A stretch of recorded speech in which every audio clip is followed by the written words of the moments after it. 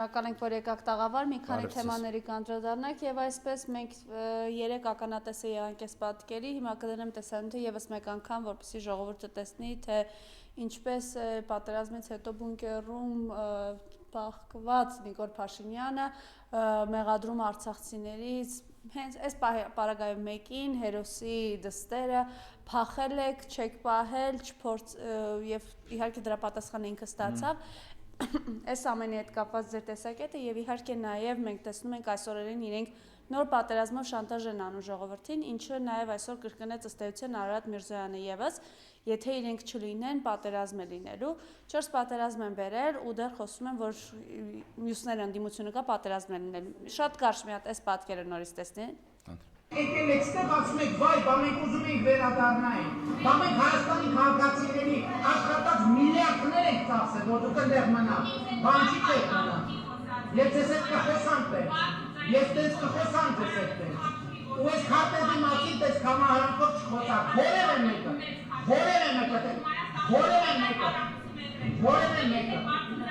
խոսենք տես ձեզ բարձր, ուրեմն մեզ անգամ չփորձեք ասեք, որ փախածներով չփորձեք ասեք, որ ես Ղարաբաղ եմ տվել։ Ղարաբաղցի ամցավցի է գտել, ովքեր ձեր իշխանաճություններ են անում, էլ չի նշանակում, որ բոլոր արցախցիները Լսեք, տասնյակ հազարավոր Խնդրեմ, այս պատկերի հետ կապված ձեր տեսակետը։ Այ, շատ դժվար գործ է գնահատել մի բան, որը ավելի շատ ոչ թե քաղաքագետների կամ սոցիոլոգների խնդիրն է, այլ ավելի շատ հոգեբանների խնդիր է։ Եվ հարգելի ժողովուրդ, քաղաքականությունը դնենք մի կողմ, այս երևույթը վերլուծենք զուտ մարդկային բարոյական տիրույթում։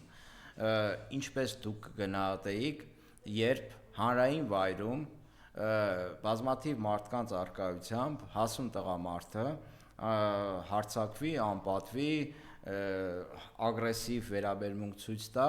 երիտասարդ կնոջ նկատմամբ, այն էլ փոքր երեխայի ներկայությամբ։ Սա հայ հասարակությունը այս ամենին ինչ գնահատական է տալիս, եթե դուք կողքից տեսնեիք, որ քաղաքականությունը մի կողմ, մի հատ հասուն տղամարդ նման կերպով արվում երիտասարդ կնոջ հետ, ձեր վերաբերմունքը, ձեր գնահատականը ինչ կլիներ։ Կարծում եմ պարզ է, յուրաքանչյուր մարդ, ով ունի բարոյական նորմալ արժեհամակարգ, այս երևույթը իր համար կլինի անընդունելի, առնվազն անընդունելի, դատապարտելի։ Իսկ քաղաքականության առումով, քաղաքական կոնտեքստում, եթե սա նայենք, Նիկոլ Փաշինյանը այս աստիճանի հասել է այն պատճառով, որ կարողացել է մինչև հիմա մարսել Արցախի հանձնումը, ոչ միայն Արցախի հանձնումը, այլ նաև Հայաստանի շահերի, կենսական շահերի հանձնումը, մարսել է, հիմա կարող է իրեն թույլ տալ գորգռալ մետրոներում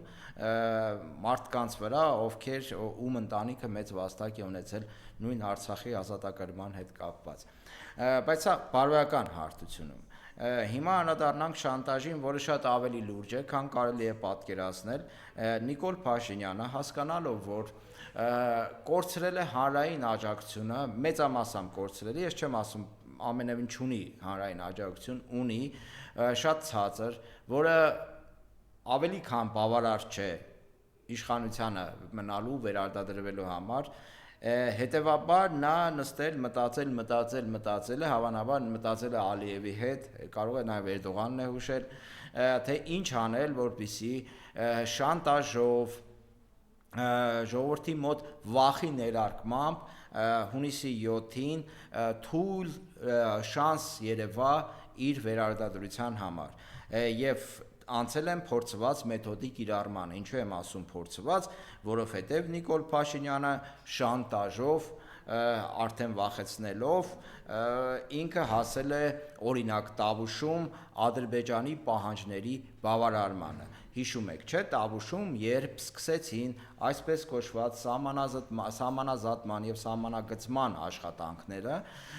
ինքը եւ կար ժողովրդի դժգոհություն բողոք, ինքը գնաց այնտեղ եւ ասեց, ժողովուրդ, եթե մենք չանենք Ալիևի ասածը, ապա կստանանք պատերազմ, հետեւաբար պետք է հանձնենք, որ չստանանք պատերազմ։ Այսինքն վախի գործոնով, շանտաժով Նիկոլ Փաշինյանը Տավուշում կատարեց Ալիևի պահանջները, դա ոչ թե սահմանազատում եւ սահմանագծում էր, այլ Ալիևի պահանջների 100%-անոց բավարարում։ Ինչու եմ այդպես ասում, որովհետեւ Նիկոլ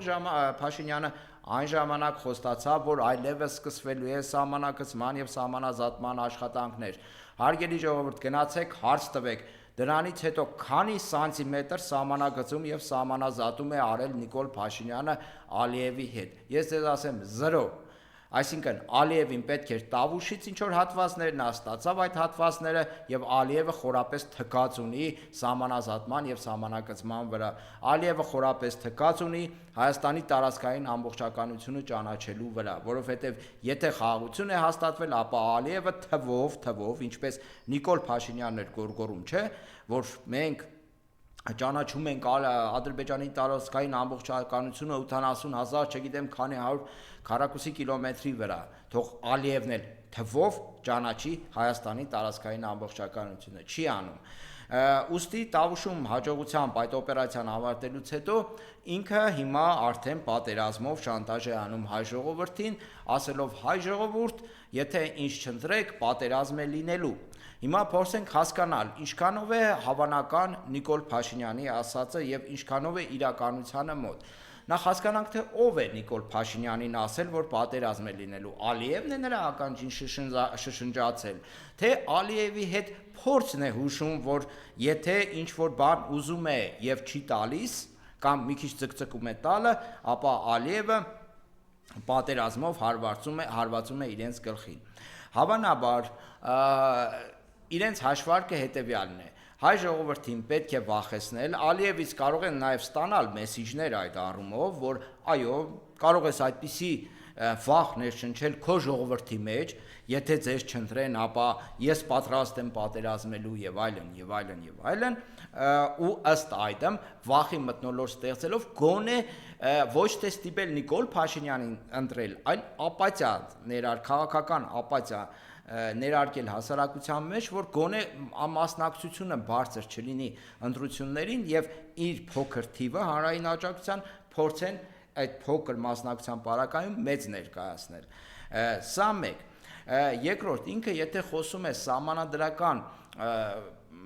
մեծամասնության մասին, ինքը հասավ այն բանին, որ ասում է պատերազմ կլինի, եթե ՔՊ-ն չհավաքի սահմանադրական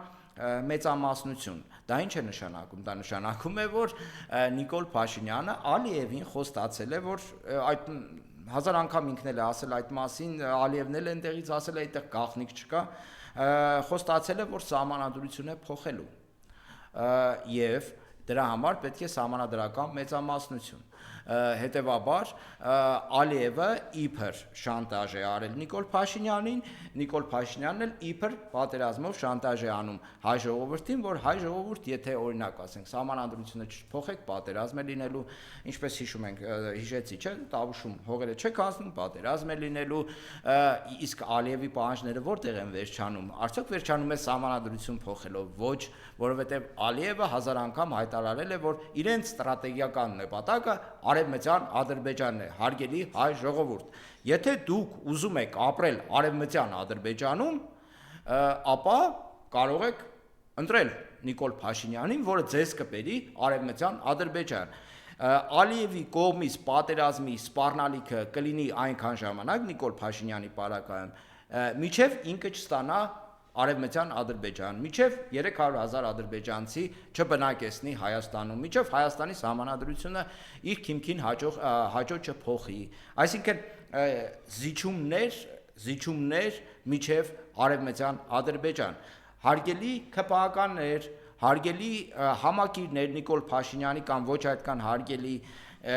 կարող եք ընտրել Նիկոլ Փաշինյանին, բայց ընտրելուց հետո դուք ունենալու եք թե պատերազմ, երաշխավորված պատերազմ, թե ունենալու եք երաշխավորված Արևմտյան Ադրբեջան, որովհետև Նիկոլ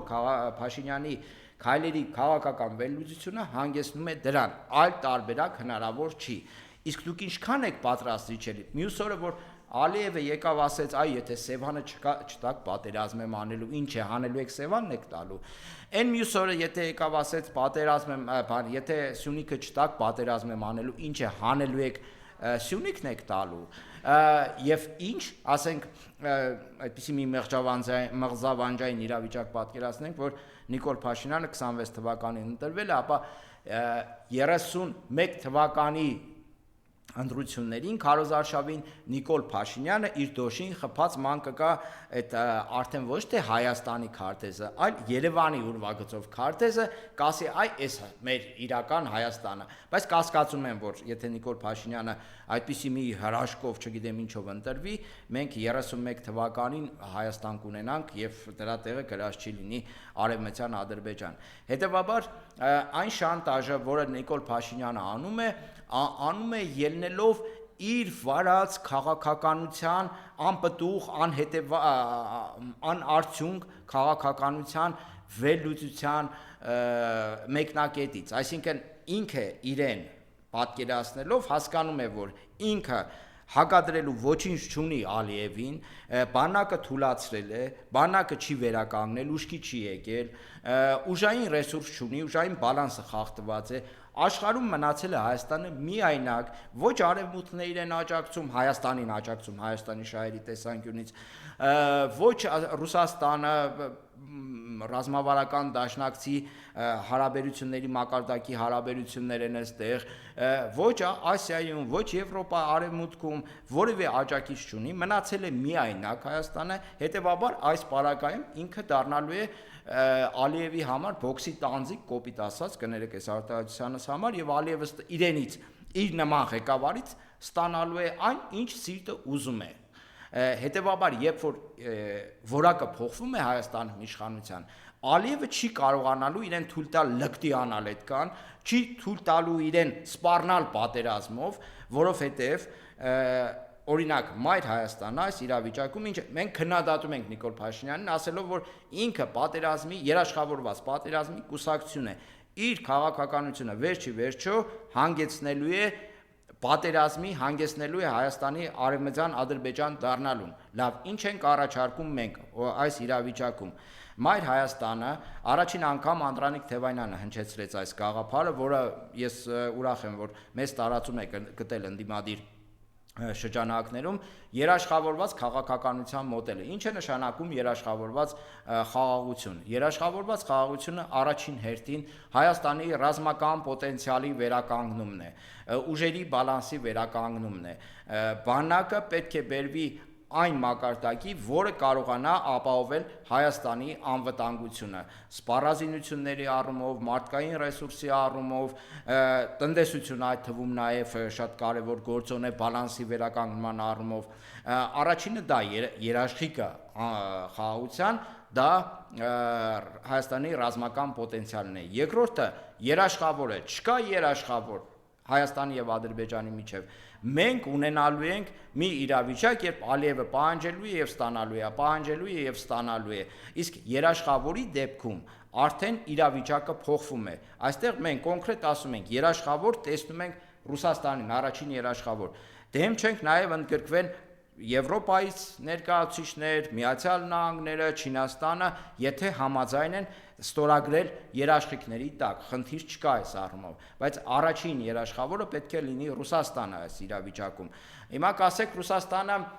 այդքան էլ լավ վիճակում չի հիմա աշխարհաքաղաքական այդ գործընթացների առումով այդքան էլ լավ երաշխավոր չի կարող լինել։ Ես ասեմ, որ իդեալական երաշխավոր որևէ տեղ չկա, հետևաբար ինչու եմ ասում առաջի կետը բանակը, որովհետև առաջին երաշխավորը բանակն է, իսկ արդեն միջազգային երաշխիքը Ռուսաստանի կողմից երաշխիքը լրացնում է մեր անվտանգային պոտենցիալը այս առումով, լրացնում է խաղաղության երաշխիքների ինստիտուտը։ Հա, իդեալական երաշխավոր չէ Ռուսաստանը, իսկ որ երկիրն է, որ գերտերությունն է իդեալական խաղաղության երաշխավոր։ Միացյալ Նահանգները։ Հենց մի քիչ առաջ Արար Բրզոյանը ասում է, հիբրիդային պատրաստի թելերը Ռուսաստանից են գալիս։ Ռուսաստանը հիմա հիբրիդային պատրաստի մեջ այն դեպքում, որ Եվրոպան բացահայտ հայտարարել է ինչ միջամտություններ ունենալու եւ որն է իրական։ Հիմա կասեմ իրենց հիբրիդային պատերազմի հետ կապված, այս երաշխավորի հետ կապված վերջացնեմ, Միացյալ Նահանգները լավ երաշխավոր է։ Միացյալ Նահանգները երաշխավորել էր արաբական պետությունների անվտանգությունը, արաբական միապետությունների, ինչ ստացավ Իրանը հրի սրի է մատնել արաբական թերակղզին, միլիարդավոր դոլարների վնասներ, նավթային, գազային ենթակառուցվածքները ավերված են։ Հիմա այս պայթերությամբ խոսում են, որ այդ ամեն ինչը վերականգնելու համար միլիարդավոր դոլարներ է անհրաժեշտ եւ առնվազն 5 տարի, բայց Միացյալ Նահանգները երաշխավորել էր այդ պետությունների անվտանգությունը եւ ինչ ստացան այն, որ շատ շուտով, եթե այսպես շարունակվի,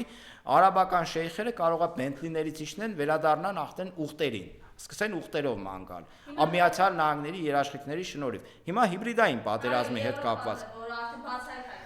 ես բազմաթիվ անգամներ նշել եմ, որ եվրո չինովնիկները բացառիկ ցինիկներ են, բացառիկ 10-30-ի քաղաքականություն են վարում, ես նման այլանդակ 10-30-ի քաղաքականություն որևէ տեղ չեմ տեսել։ Ինչ հիբրիդային պատերազմի մասին է խոսքը, երբ որ հենց Եվրամիության չինովնիկները, Եվրամիության որոշակի շրջանակներ հենց իրենք են միջամտում տարբեր երկրների ներքին քաղաքականությանը, հենց իրենք են հիբրիդային միջամտություն իրականացնում,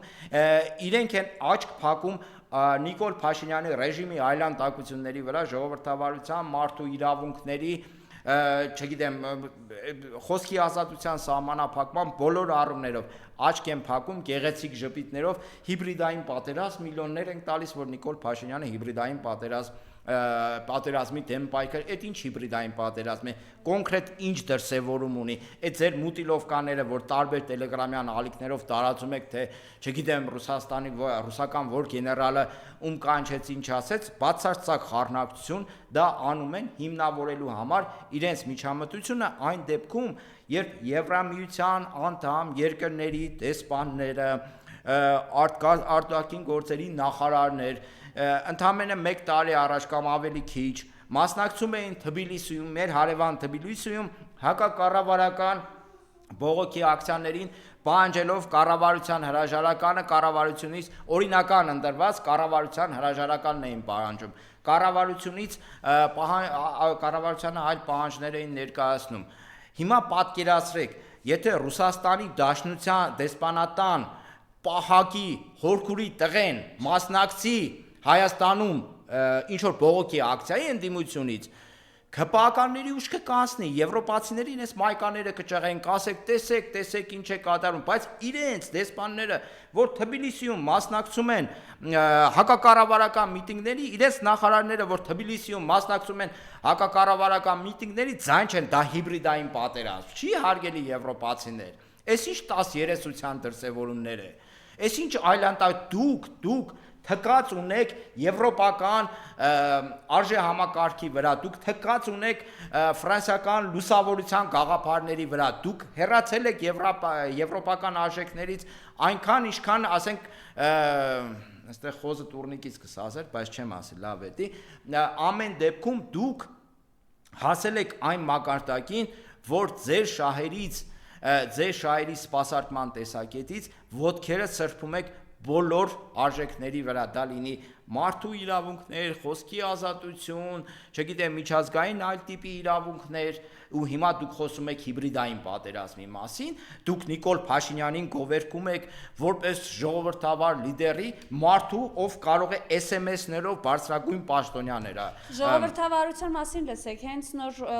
փաստաբան Ռոման Երիցյանը ասում է Կորնիձորի մոտ մի քանի օր առաջ Արցախի ֆոնին նկարված արցախցիներին ԱԱԾ աշխատակիցները բերման են ենթարկել։ Խնդրեմ։ Դե դա խոսում է այն մասին, որ Հայաստանում չկա խոսքի ազատություն, մտքի արտահայտման ազատություն, ժողովրդավարական որևէ դրսևորում, ես ուզում եմ հասկանալ, այս վերջի պաշտոնյան անունը չեմ հիշում, Եվրամիության ընդլայնման, չգիտեմ ինչ հանձնակատար, որ եկել էր Հայաստան, որ գովերգում էր Նիկոլ Փաշինյանին, օրինակ իր երկրում ո՞նց կվերաբերվեին, երբ ասենք բարձրագույն դատական իշխանության ներկայացուցիչին SMS-ի միջոցով աշխատանքից ազատեին, իրենց մոտ դատարանները շրջափակեին, իրենց մոտ 5-6 սրբազան բանտարկեին, ընդդիմությանը լցնեին բանդերը, շինծու մեղադրանքներով էս ամեն ինչը։ Ինչպես կգնահատեին իրենք, թե իրենք սպիտակ պարոններ են, իրենց չի կարելի իրենց երկրներում նման բաներ, այ Հայաստանի նման հետամնաց երկրում ներելի է նման դրսևորումները, քանի որ ասենք իրեն շահերից բխում է, որ ինչ որ մի Նիկոլ Փաշինյան այստեղ մնա իշխանության եւ սպասարկի իրենց եւ Ադրբեջանի ու Թուրքիայի շահերը, որովհետեւ Եվրոպայի, Եվրամիության թիվ 1 գործընկերը էներգետիկ առումով հիմա ավելի շատ դա Ադրբեջանն է, դրա համար Ալիևի գլուխը շոում են եւ Ալիևին ասում է մեր լավագույն գործընկերն է։ Այսինքն այս իրավիճակում, երբ Նիկոլ Փաշինյանը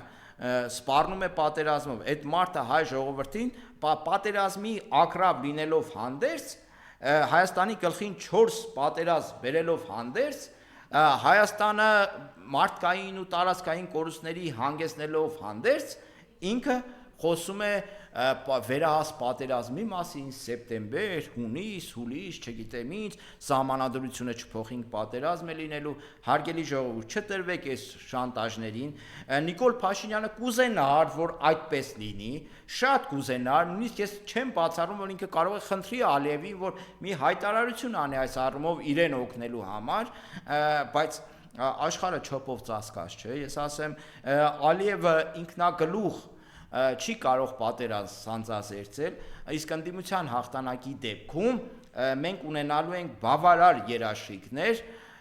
Ադրբեջանի հետ իրական խաղաղության, երաշխավորված խաղաղության գնալու համար, իսկ ես երաշխիքները ներկայացրեցի, հեշտ չի լինելու է դժվար, բայց դա է ճանապարհը, դա է այն երաշխիքը, որ մենք չենք դառնալու արևմտյան Ադրբեջան, եթե դուք ուզում եք դառնալ արևմտյան Ադրբեջան, ինչ որ մասակա,